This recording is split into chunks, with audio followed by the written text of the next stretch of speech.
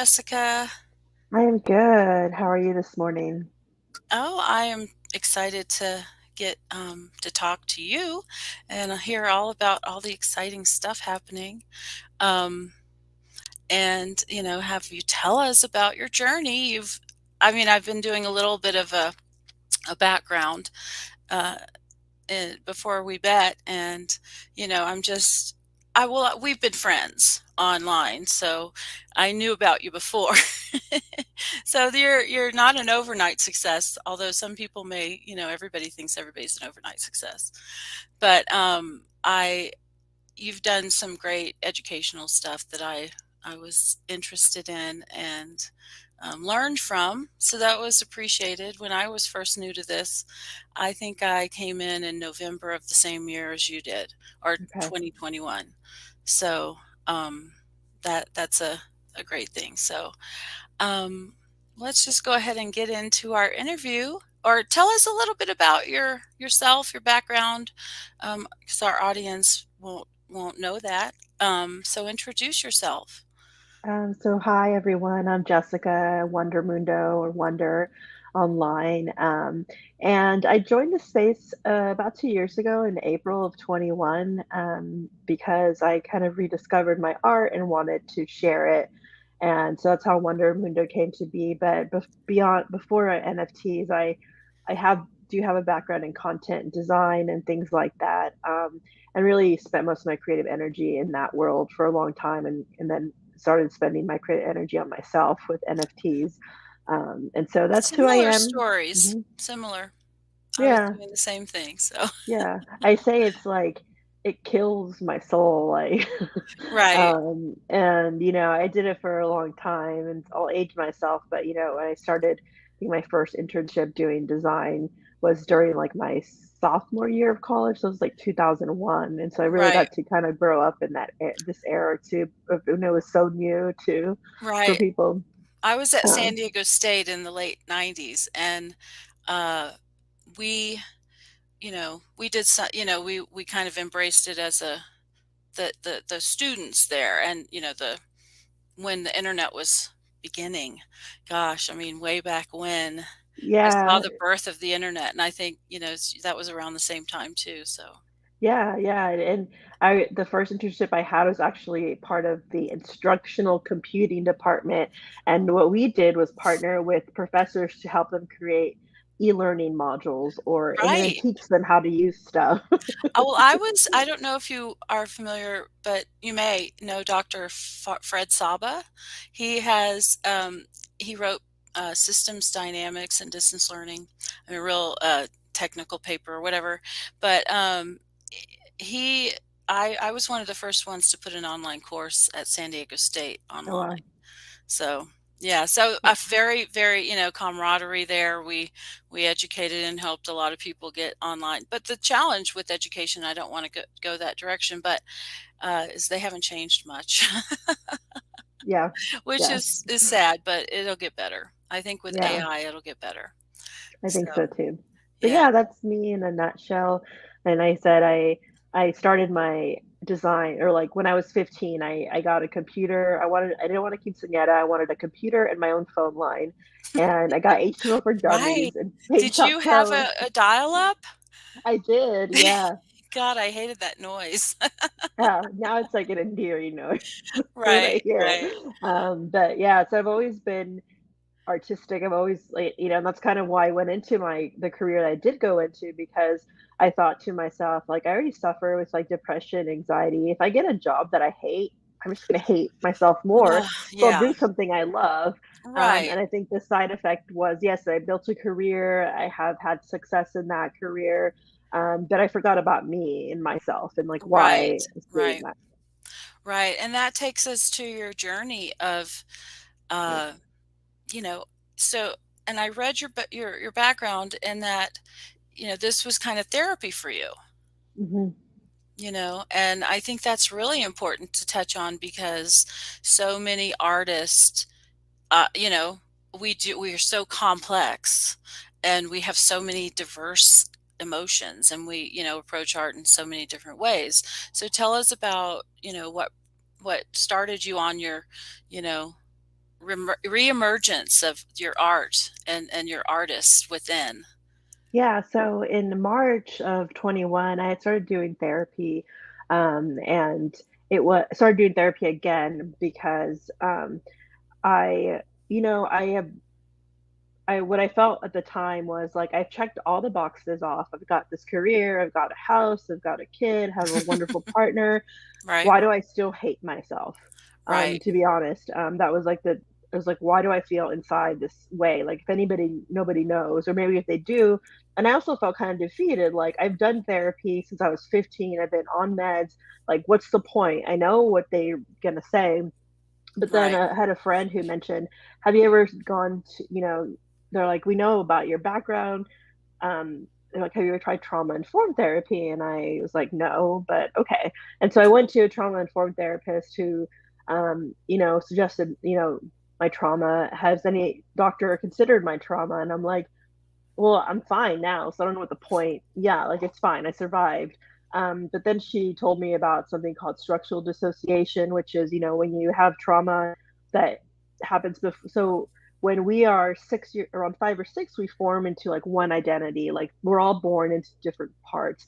But if you have trauma that happens early in childhood, what happens is those parts never form into one cohesive self. Each of those parts is like they stay separated. And I was like, I don't believe it. Maybe, but like, I'm fine right, now. And so I started researching a little bit, like on Reddit and just online. Like, how do I know I have this? Like, how do you even know I have some kind of dissociative thing? Like, am I just right, faking it? right, right, And right. so I read they did a challenge to themselves. So I said, okay, fine. If there are parts of me that I don't know about, can prove it to me. Do something only I would know. Like, don't just move my left arm. Like, it has to be something like like legit. And Right. one day I was coloring with my son, and I turned the paper over, and I just started my hand just kind of like started drawing lines, and then those lines turned into the face, and like that face is what I call the Wonder Mundo face, which is like that flat 2D line drawing. Because the minute I drew that, all my memories flooded back of like, oh my God, I used to do this. I used to draw that face. And it was like this feeling of I missed it. And that's kind of what set me off, where it came back to me in a sense. And from there, I thought, why don't I've learned a lot about design and content and art in this last 20 years, and I've never applied what I've learned to my own personal art. I'm just doing it for work. So what happens if I do it for myself? And that's kind of what started it all. Wow, that's I think it takes a lot of courage to address, because there's so many connotations or preconceptions about mental illness or Yeah. issues that, we all deal with, that we're almost, I mean, again, it takes a lot of courage to reach out and then to publicly, give yourself that permission to share it because, you don't want to be, I mean, we're all concerned about being judged and things like that. So I applaud you on that. And I think, um, come, sharing that will affect a lot of and help a lot of people because Yeah. it'll give them permission to, look for help themselves. So Yeah, thank thank you for you. doing that. Yeah, Because that's it kind did of the take a whole I'm sorry. that's the hope, I think, too, of, um, giving I had to stop judging myself in order to do it, and, like, why I share it, because I never Right. I Right. was so hard, but, like, being able to, like, see that out there, I think is helpful for me and for others, for people, Well, or just share what they're going through. right, because you're normal. I mean, you're normal to what everybody else sees. So they Mhm. don't see that, like you had mentioned before, they don't see the inside of it. So they just, think, but you're not crazy. You know what I'm saying? So they preconceived ideas of how somebody would think that that would present itself or whatever. So Yeah. I think, I applaud you on that courage because Thanks. I don't know that I would have the courage to do it. So, but maybe knowing that you're what you're doing, then it gives me the courage to maybe, open up about some things of my own. So, I think that's great. Um, I wanted to kind of understand your creative process a little bit. And could you walk us maybe through some of those, how you would create a piece of art and maybe talk about your Sotheby's Yeah, yeah, I'll piece. talk about how I created that piece, and it's Okay. kind of how I approach a lot of my art. It really depends for me on how I'm feeling on a certain day. There's I mainly do hand drawn stuff, or I do AI with glitch, and with the Sotheby's piece, the uncaged piece. The way I usually start with that is I'll use AI to have like a base image before I add any animation or glitch to it, and Right.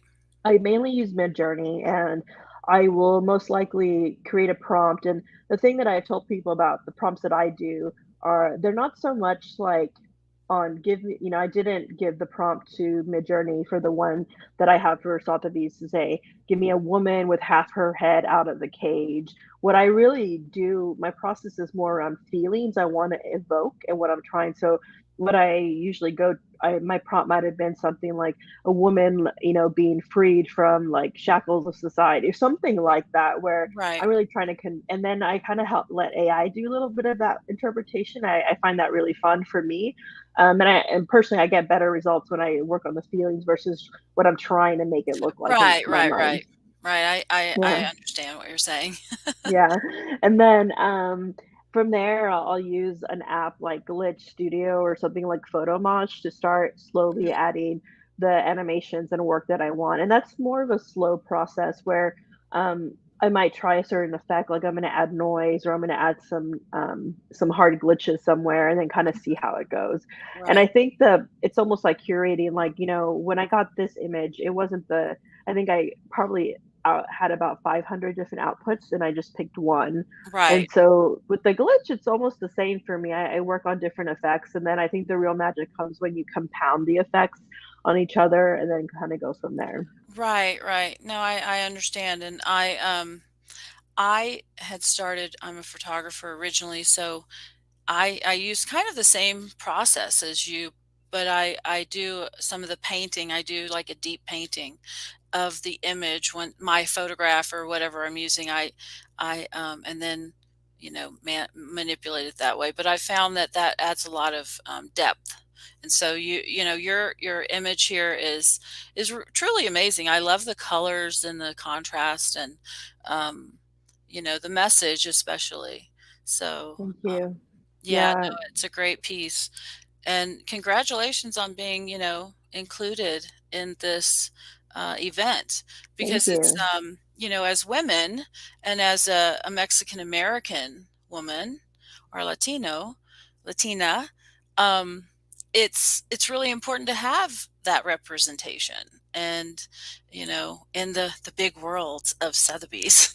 Yes. The gatekeepers of the world, well, they've been in 1744, I think I read that Yeah. they've been around for a long time, so they have a lot of experience. So, I do respect that and appreciate their recognition of digital art just in general and NFTs because, that is building a bridge itself. Yeah. Thank So, you. sorry, go ahead. Oh, I'm excited about it too. I think it's a historic sell. I think the fact that they paused their original sell Right, is a big deal, and I'm excited about it. And there's a feeling of almost wanting to say, I'm not excited because it's right, Sotheby's. Who cares? Like, right, because we're trying to be different than traditional art world, but I won't lie, we're not in that future yet, and it does provide some validation, not so much to people inside Web3, but to people outside Web3, and I think right, that's right. what, my goals is as an artist are to reach, like, I'm just an artist, I'm not just an NFT artist. Right, right. Well, and I think that that's one thing that is important to remember for artists is that NFTs is just one silo or one sales channel. You have many other sales channels, and your market may not just be on Twitter. Yeah, I mean, and honestly, your market isn't only on Twitter. So I think that's really important for artists to know too, or to recognize. And just shilling and stuff on Twitter is really not going to be a career. that you have Yeah. to expand, and Sotheby's is part of that dynamic, and you're right, getting that validation from somebody, I mean, from a company who's been in business and sharing digital or collectibles in general, and now digital collectibles over the you know since Hmm. 1744. So it gives us some, I say, street cred. you know so Yeah, so let's talk about what has been your biggest challenge in navigating I mean, since I consider myself a self-taught artist, even though like you, I have the experience in graphic design and educational technology, and so you understand that part of it. So what has been your toughest, do you consider yourself taught artist? I should ask that. Yeah, I would say self-taught. Yeah. Yeah. So then, as a self-taught artist, what has been your biggest challenge, like navigating the NFT space, so to speak, and digital collectibles, as we call them now? I think the biggest challenge for me, to be honest, was a lot of internal feelings that I had. Because when I joined the NFT space, like I knew nothing. It was just because somebody told me my art looked like NFTs and I thought it'd be fun. And so I joined. Similar experience. Yeah. And, but then the people where I started seeing tweets and like people started getting in my head around, and I started feeling less than because you would see people say, oh, they're a real artist because they have Right. this background in like trad art. Right. And so I think I had to work through a lot of those feelings and like, why did I feel less than? And then, kind of give myself the permission to kind of just say, whatever, I'm gonna do what I want, like Right. where, and then this is me, like why I think I struggled even with like saying out loud that like it was validation for Sotheby's because I would probably, was like, whatever, I'm in Web3, doesn't matter where I come, what my background is. Right. And and I also had really good friends like Empress Trash, she's a really good friend, kind of be a voice. She's like, I come from the traditional art world and screw them, like, and kind of help through that because I Right. think that was the biggest hump is if I had still felt self-conscious about that, I wouldn't have shared as much, I wouldn't have done as much. And so I think the challenge for me was kind of getting over that I belong here too, even if I am a self-taught artist and there is no real artist versus self-taught. Everybody's an Right. artist, they just if they choose to be. Right. Right. And I agree with you. I think it's just a descriptor, but and I call the traditional art, or people that are trained in art, that I don't want to use the word because I'm on camera and it's recorded, but it's there's a, I guess I'll just use it, snobbery about it in and how I see it. But I think that's changing, honestly, with the 21st century and with Web3, and because it just, an AI gives people an opportunity to kind of express themselves, and that's just a tool. It's just like a camera is a tool. Yeah. AI is a tool to kind of bring your ideas to life, and I think we'll get better and better with that. I mean, and we're still so early. You were there when the internet started. You saw the development. You know, I this is the same. This is a second Yeah. chance. Imagine I we feel the same feelings. right. We have seen two paradigm shifts in our lifetime. That's just fascinating to me to recognize, because Mhm. people just kind of go on in their life, and they don't I mean, think about it. We don't have record stores anymore, vinyl store, record stores. We have Apple Music, whatever. I mean, so things have changed within our lifetime. We don't have video stores anymore. Yeah, yeah. Lots of things have changed.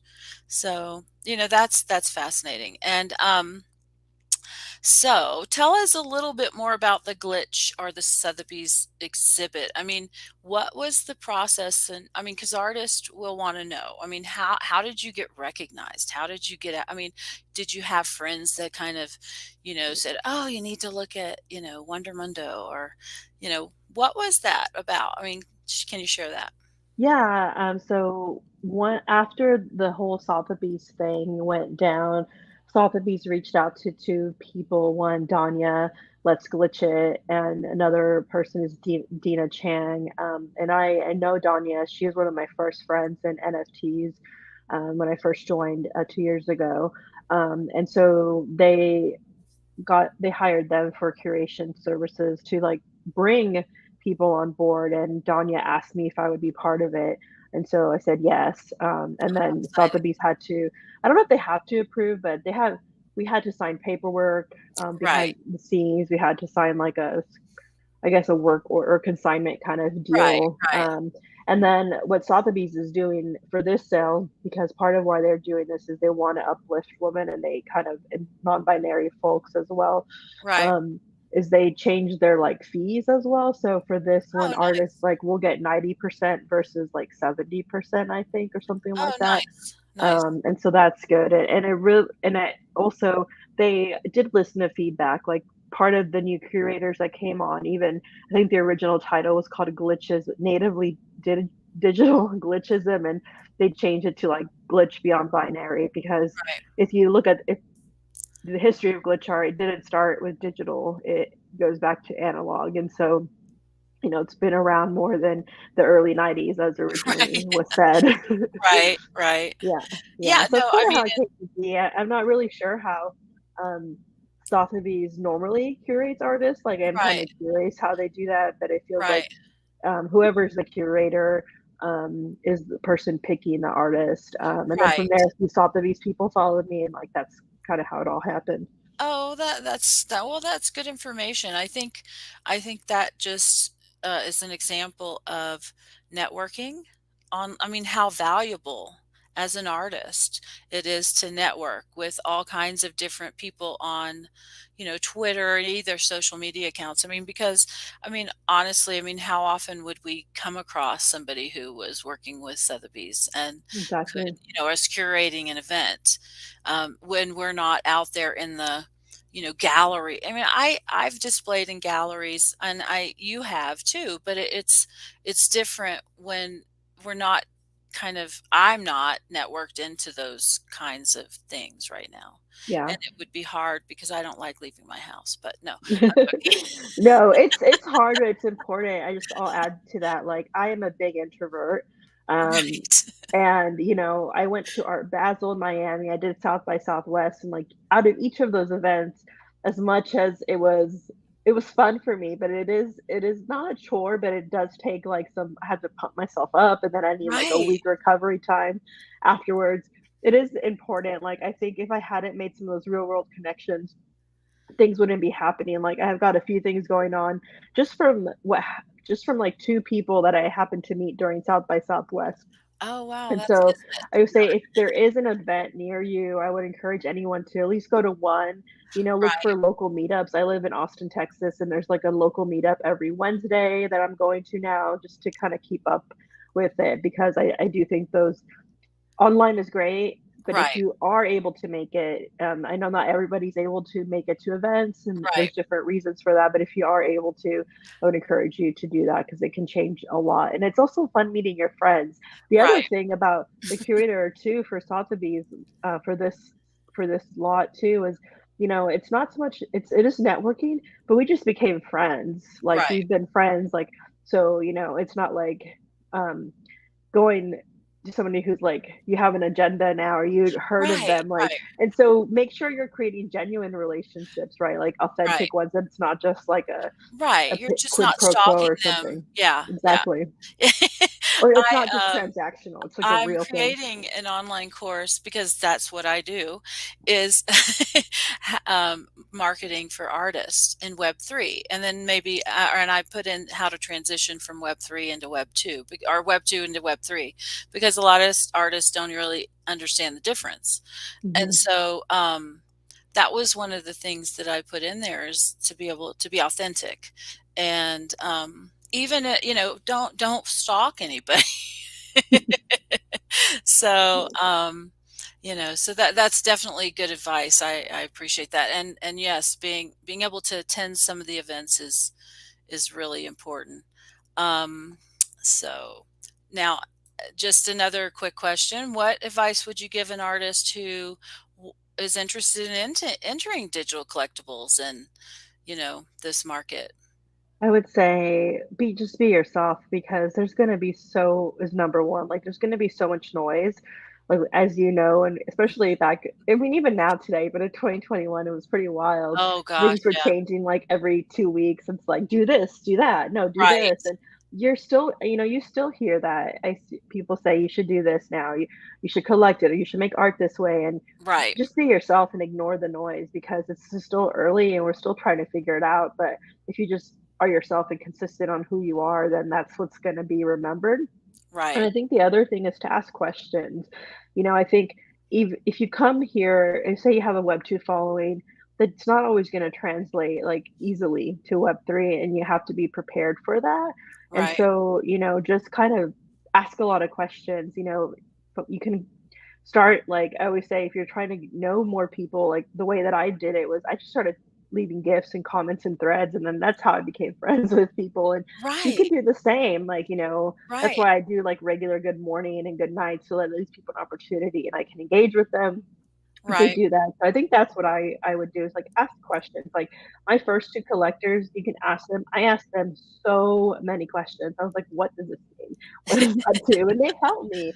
Right. And so I think that's the biggest thing is like just be yourself and then be strong in who you are because this is not. If they're used to Web 2 stuff, there it's this place where I don't wanna say you have to have thick skin, but you have to make sure that, like, things don't bother you, Right. or, just kinda slide off because people are gonna say a lot of stuff. Some people just might say mean things, and you just need to be able to ignore that and not let it affect you yourself or, not take it to heart in a sense. Right. Right. I agree 100% there. It's so much easier to be unkind online because you're not face to face. It's Mhm. just text.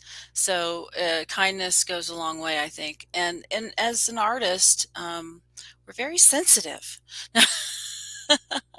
And that we take things to heart a lot. So you have to learn how to have a tough skin. So Yeah. I agree with that 100%. Mhm. 100%. So um, have you on the Sotheby's auctions? Has anybody had bids yet, or um, Not yet. It opens in, like, 3 hours, three almost 2 hours two ago? two and a half hours at 1400, which Right, is, like, 2 p.m. Central, so, yeah, it opens right, in a bit. yeah. Well, So we'll see. I'm and it excited. lasts for 3 days. I think it lasts for 7 days. Oh, nice. Okay, because I Yeah. was looking at the other previous lot they had on, and I think most everything sold.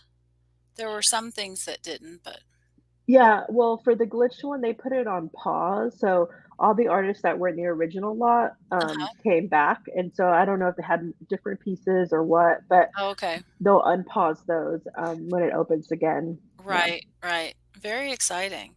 yeah. Very, very exciting. No, So, I'm nervous too though, because there's like a part of me there's no reserve, so it's like, what if like nobody bids? And oh then also like, what if somebody bids for $50? no. And like, Oh no. I know, and then my art sells $50 at Sotheby, so like, like knock on wood, but like that's the fears No, running through me. I'm sure that it is a great piece. The meaning, and the story behind it is great, and I have no doubt that you'll get somebody to give you what you want or go above the what is it? What do they call it? The estimate. Yeah, the estimate. Yeah. So, Yeah. Yeah, and that was hard too to see, like, I think I'm sandwiched, like, I'm number 20 on that list, and the person above me has, like their estimate is, like, 10 to 35,000, and the person below me is, like, I 20 to can't wait to 45,000. yeah, yeah, no, I mean, So it's like, okay, but, I'm just happy to be there. yes, you are. It's a I mean, it's a honor to be included, and I think just getting the recognition and the exposure to a different buyer. I mean, Mhm. honestly, the people that buy from Sotheby's is not the people really probably that have Twitter accounts. Maybe some Yep. of them, maybe, but I mean, it's a different market. No, you ha no, like, you have to even KYC for Sotheby's to bid, and so, Right. like, just that alone is, like, a whole different market, I think. Right, right. And I signed up for an account so I could see kind of how where you had to sign up to see what things sold for. So I was kind of doing a little market research for myself to see, okay, well what sold, what didn't sell, why not? Just to my own personal Mhm, kind of thoughts about it because I believe that every artist should have different streams of revenue. I mean, you don't just have to stay with digital collectibles. And then mhm, there's different, format or different markets for digital collectibles. And I think, mhm. as a new artist or somebody that just kind of comes into the world of art, especially through NFTs and Twitter, they may not feel comfortable doing those, going to different markets because they don't understand. Will it devalue my work? Will it increase the value? So they don't understand the consequences and those kinds of things. And I didn't know really either, but until I learned about it. So, that's really important to know though. So Yeah. I'm is actually there, gonna start sorry. writing I was gonna actually start writing some, like, write-ups on for my website of, like, different platforms, Right, and I asked people which one they started just for that reason of, like, why, like, the pros and cons and, like, just my personal experience with them because I do get right. asked a lot, and I always say it depends.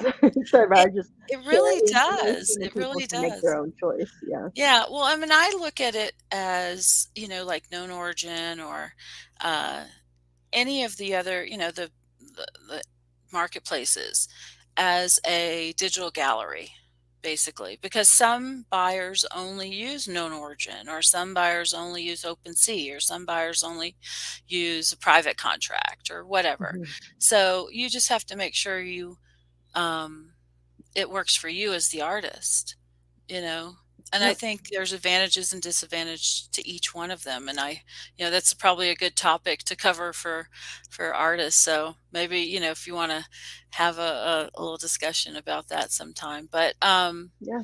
it's great to see all your educational stuff because that's kind of my beginning, and it seems like it was yours too. And I was an educator, so I like to talk and I like to teach. Yeah, I like to share, like, I don't know if Right. it's so much teaching 'cause but I like to call it I like to share my experiences because I think I do get frustrated at teaching sometimes, but, like, I love to share knowledge, and so I'm like, Right. "Here is all of it," and from there, it's up to you to do what you wanna do with it, but Right. I like to share what I'm passionate about as well because I do have I know, like, in my corporate jobs, like, I was always, like, the library or the person that my job was to, like, take in massive amounts of information, complex information, as you know, and distill it down into something that makes sense. And so Right. for me, I like to do that. And so I figure, like, why not share? Especially, I started seeing a few recently, and what made me want to do it too is I started seeing people start offering paid services Oh, for it. right. It's like, you know what, I'm just going to make these articles and give it to free because if you're new like me, when I was new, then, there was nothing quite like that, but it'd be helpful to have those. And so just that's what I like to do most of it Right. is to share the knowledge with people freely in a way that's not being a Right. gatekeeper Yeah, to it. yeah. And the courses that I'm doing right now are free. And then I want to do more like this kind of stuff that would be paid for. So, Mhm. kind of like the one-on-one if you want yeah, like I don't know what I want to call it, but a digital kind of summit. Oh, yeah. So you don't have Mhm. to go anywhere, but you can have access to people who've already done it, or Yeah, and ask questions and things like that. So I will I'll share the basics that I know and all that, and then the people's time's valuable, and we all deserve to make a living. exactly. That's what I would say, like, I think the knowledge is free. I think, people want more, like, personalized or, like, Right, one-on-one. That right. is different, and I agree with that. Right, right. So, yeah, well, I think we have a lot of the same philosophies, Mhm. and actually some of the background. Because, like I said, when I did go to your site, and I put your Twitter on the screen, and then I'm going to show your website that people can go to get access to free content and information and education too. So, Cool. and I will be definitely watching to make sure to see how it goes in amplifying your voice. Thank Had you. you ever did you know about Nifty Dreams? Because that's what that's the community I'm the manager for. Yes, I actually bought I think I had a pass last year. I don't know if there's a Okay. new Well, I round, but think I it updated it, so you're still a dreamer. Yay. okay, cool. Yeah. Yeah, Um, no, so, yeah. we're doing a lot of cool things, and the courses that we're doing that are free, I they'll just be free for everybody.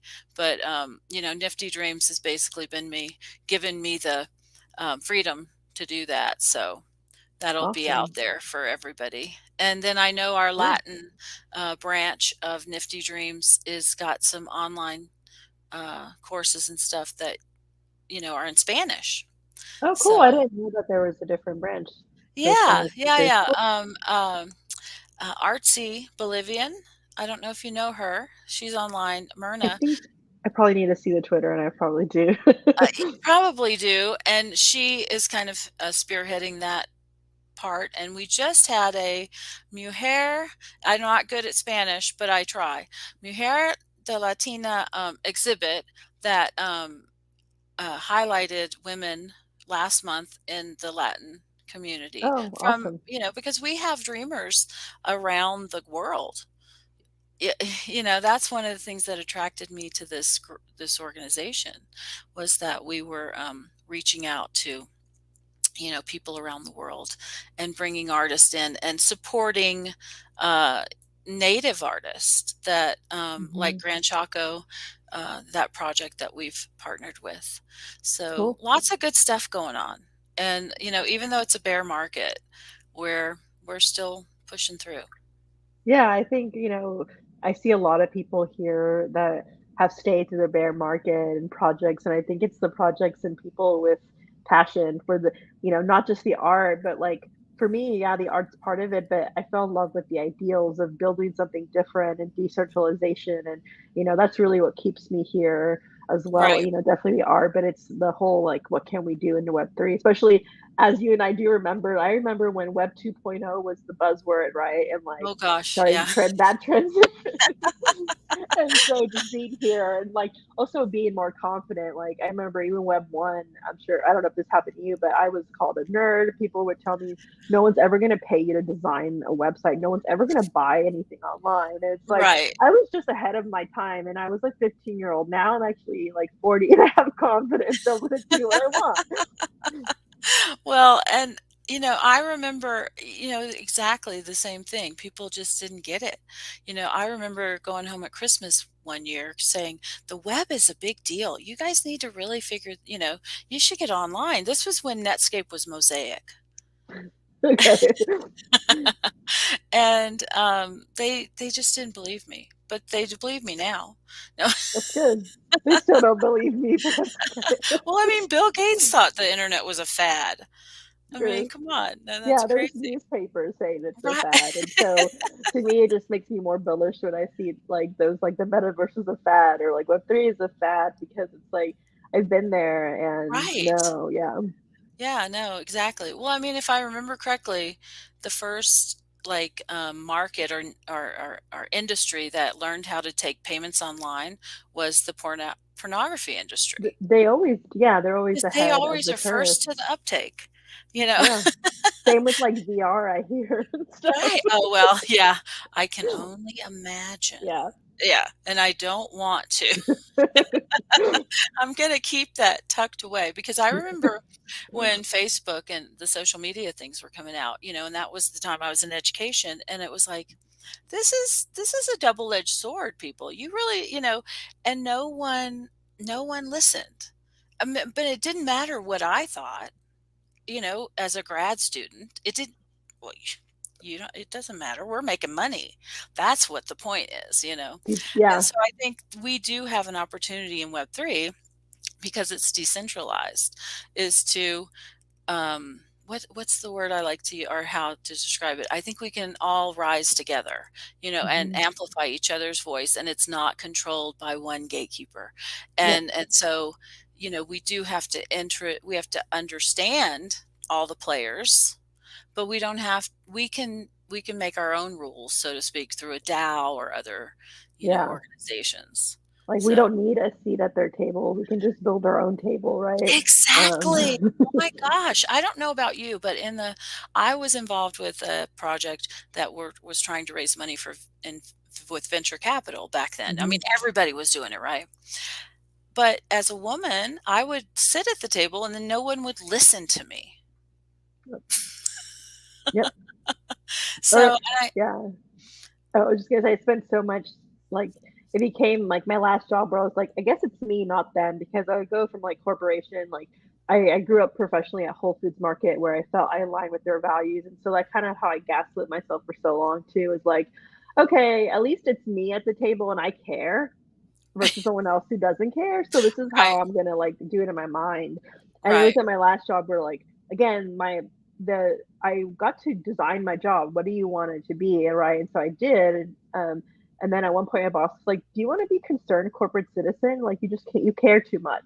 And like that's what I've been told. And it's like, oh, you know what? Yeah, I am because I had that aha moment of like, yeah, because bottom line, no matter what, no matter how many values we have or how much, number one business objective is make money.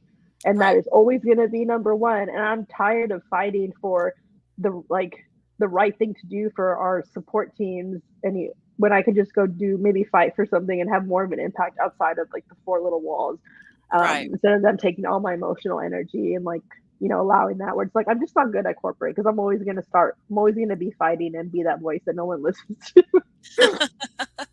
Well, but that's good that you got out of their limiting box Yep. and, just decided to create your own box, or not a Yeah. box. We're going to create a table, or, Hmm. it's going to be round and people can see each other when they sit. Nobody, so Yeah. yeah, I think it's really important. And I think our voices are being heard. And as we uplift each other, um, we just get stronger and people are paying attention now. I mean, can you believe we're in the 21st century?